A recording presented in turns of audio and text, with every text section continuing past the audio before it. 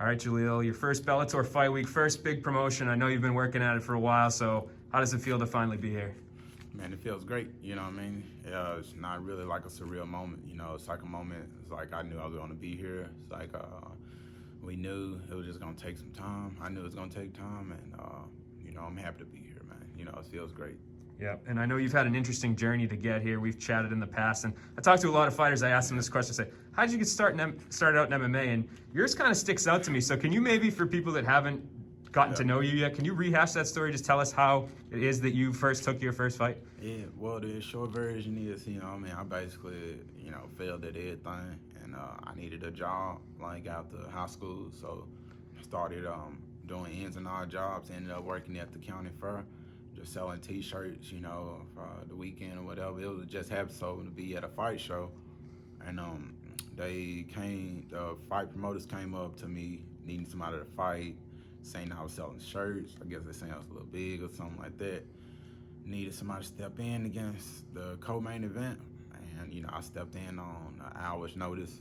Like, they took me to get a mouthpiece and stepped in there against a guy that was 11-5. He left there 11-6, and you know, the rest is history. That was an amateur fight, by the way. You know. Yeah, that's wild.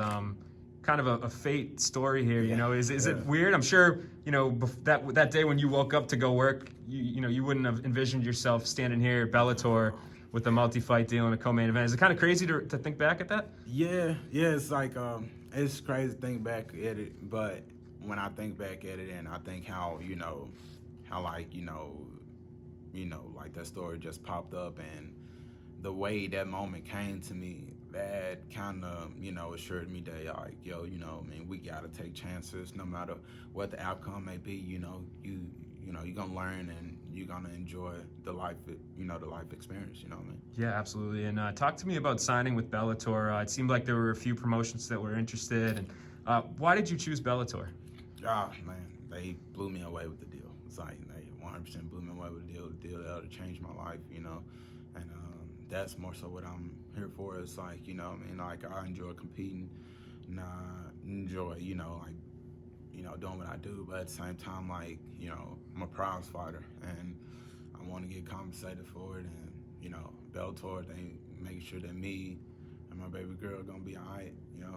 Yeah, that's awesome, man. And they're giving you a tough fight right off the bat. You know, no easy softballs down the middle here. So no talk free to me. lunch. Talk to me about Patricky Pitbull. I'm assuming you were pretty familiar with the Pitbull names before this. Were you surprised that was the first name that they came to you with? Man, I was surprised for about a day. And then next day I was like, no, that's right as the money. You know what I mean? Like, that don't surprise me, man. Everybody who I done seen from Memphis who, you know, who done had you know, fights with Bellator, and they've been pretty big fights, you know what I mean? It's like, so it's nothing new for me that they, you know, threw me inside a big fight. Now, I don't really want to say threw me in a big fight, but, you know, giving me this opportunity to, you know, show how much of a contender I really am, you know what I mean? It's like, you know, it's like I said, it's not nothing new to me. It's like I seen a lot of guys from Memphis and, you know, women too, have to take on some real tough competitors, you know, coming out here. So when I seen the name I got, I was like, you know, like I said, about a day, it was a little bit of a shock, but after that, I was like, yeah, no, it's about where it's supposed to be, you know what I mean? I'm cool with it, and I got a job to do, and I'm gonna go do it.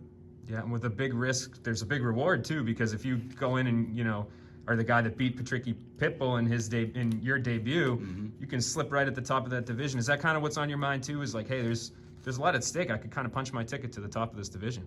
You know, honestly, what's on my mind is, like, I feel like I'm punching my ticket either way. You know what I mean? It's like, because I'm coming in and I'm basically trying to show that, you know, it's like I'm trying to do what it takes and, you know, I mean, like, get with the program, you know, and that program meaning fighting tough competition. Like, you know, that's what I'm here for. It's like one of my goals is to be one of the best in the world. Like, I'm not gonna get there by, you know, it's like trying to pick and choose my fights and stuff like that. It's like this 2020 been the toughest year for me, and with each fight, I knew, I'm like, man, that's something that's, like, you know, great for me. But I'm like, that's just the beginning. That's behind me now. Now we got bigger challenges. Like, after I fought Vinicius, I was like, man, that was great. that was amazing, but it's time to get back to work, you know. It's like these challenges about to get greater, you know what I mean? And now it's Patricky. It's back to work, you know. These challenges about to get greater, you know. Yeah, you might be one of the only people I know that's having a good 2020. But talk to me about the change in weight too. This was kind of, I think we had chatted earlier this year, and you said that was on your mind, that once you broke into the big leagues that you would be at lightweight. So is that a permanent move, you think? It's not too difficult for you to hit 155? No, man. It's like, it's, you know, it's not difficult for me. About like 17-pound cut, you know. And it's like a situation to where I knew at 170, I'm like, you know, I'm real kind of small 170, or, you know, and I make 170 with ease, you know what I mean? Eating junk food and stuff like that. So I'm like, you know, I want to be a professional. Like, I cleaned up my diet and got me a nutritionist, you know, God body. I appreciate it. And, you know, I mean, it's like they got me to where I'm feeling great, you know. It's like been doing, you know, my workouts and stuff like that. Everything's been going, you know, like a professional should. And not to mention, I don't got to clock in at a warehouse every morning no more. So, you know, I got to go inside there and, like, let's get some donuts and coffee, you know. Yeah. Let's get all that shit that's in the break room, you know what I mean? It's like straight up, wake up, train, you know, sleep, train, see my baby girl, you know, train, you know what I mean? It's like, so it's my job now, you know what I mean? It's a lot easier to do what I got to do. Yeah, and what did you do before? I'm assuming you don't have that job anymore from the way you're talking? Oh, no, I don't have a job, man. You know, something pretty funny, bro. It's like right after I won that world title fight, man, 1 week later, they brought me in and fired me. Like, straight up fired me. It's like, and I remember being like, what the hell? Like, how could they do me like this and this, that, and the other? And, man, they had their reasons.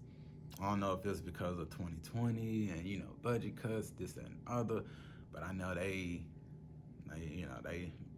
basically let me go and let me know, like, you know, we don't care about your family, we don't care about none of that stuff, man. This is what we care about. We're a family. We need to keep rolling, and, man, it's such a blessing to be able to go, like, literally, once they fired me, I think 2 days later, Bellator gave us an offer, and it's like amazing now. Now they texting me talking about, we love you. No. That's crazy, man. Yeah, the world has a way to work out, huh? Got a way to work out, man. Yeah. I'm sure they're going to be watching the fight, you know what I mean? Like, hoping the worst, you know? Yeah. It is what it is. That's Memphis, though. Post-fight call-out right there. Yeah. Yeah. Everybody watching. Yeah, But yeah. yeah. They ain't going to get it. Yeah, last question for you, man. How do you get it done on Thursday? Man, I get it done by being Jaleel, man. I get it done by being Jaleel, going out there. And, you know, if it's another unanimous decision victory, it's going to be another unanimous decision victory, you know what I mean? He coming out here looking for these finishes, you know, he going to have some of those holes that's going to open up that I've been breaking down for years, you know what I mean? And Michael said, I know he probably tweaked some stuff. It's going to be new holes there, same way it's going to be holes there with me. But I feel like I'm going to deal with it a lot better, and I'm wanting to share the cage with him. But the way I get the job done on Thursday is by being Jaleel, and that's what I'm going to do. Awesome, man. Well, I really appreciate the time, and good luck in the fight. Appreciate it, brother.